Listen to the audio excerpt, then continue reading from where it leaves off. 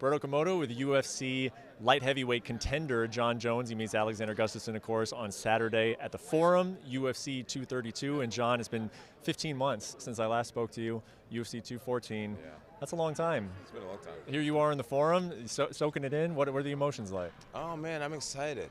To be honest, I'm excited. I'm nervous. I'm happy. I'm grateful already. It feels good, man. I feel very much alive right now, Okamoto. A lot of people want to know, Jon, behind the scenes, how much has this stressed you out? How much has this brought you down at a time when you're finally coming back? All of the distractions, all of the outside talk.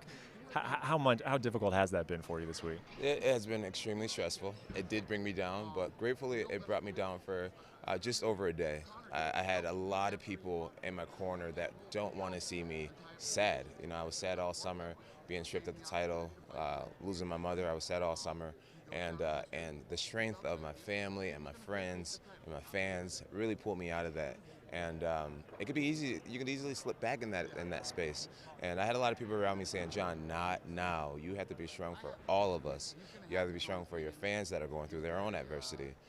You have to be an example of what it means to hold your head up high and just keep moving."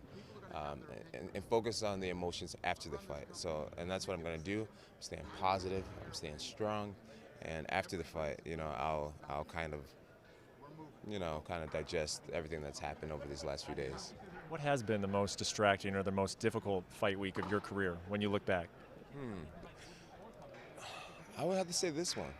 Yeah, this has been different. You know, normally, you know, I've gotten in trouble kind of after the fight in the past where things have gone wrong, and this one, it happened the week of a fight. So I think this ranks up with you know, stressful situations. Really, even after all you've said about the first time you fought Gustafsson and you were partying, you weren't paying. That wasn't stressful. That was fun. You know, being an idiot before a fight. You know, this was more stressful for sure. But pressure creates diamonds, and one of my favorite movie quotes is "It's the hard that makes it great," and I'm here to be great and fight through difficult things. I noticed when you guys squared off, you and Gustafsson yesterday, you shook his hand. Yeah. And I mean, this was literally 5 minutes probably after he called you a cheater. Why did you want to shake his hand? I don't know. It just came to my spirit. You know, I think I took him off the pedestal for the first time, just looking at him and being in his face again after so much training. And I just realized, man, you're tall, you're not that big. You know, you're just, I don't know. I just felt an overwhelming sense of confidence, like I was going to win the fight, and it just made me want to shake his hand.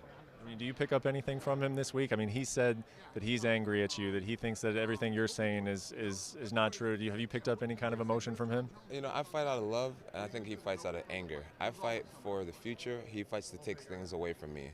There's a quote that says, "Winners focus on winning, and losers focus on the winner." And I want to prove this to be an effect. Your friend Daniel Cormier said that he relinquished the belt today. Did you hear about this? It's a smart thing to do. It's a smart thing to do. My opinion of that is you never were the champ. I think he knows that in his spirit. He never beat me. You know, you never beat me. You actually lost to me twice. So relinquishing the belt, it's just like, was it really ever his belt? I think in the fans' eyes, they know that's been Jon Jones' belt. And not to talk about myself in third person or whatever. Since 2011, if it wasn't, why would you relinquish it? Why would you not fight or make a stink about it? Or you know, he's giving it up because he knows the rightful owner of it is here. I feel like he knows that he won't beat me, and so he's making it look honorable by retiring. It's like being an NFL player and retiring before being cut. You know, it's kind of a similar thing. There have been times where I thought that your rivalry with DC is over, and then it always boils up again. Do you think it's over now, or do you think it resurfaces? I think it'll always resurface, you know.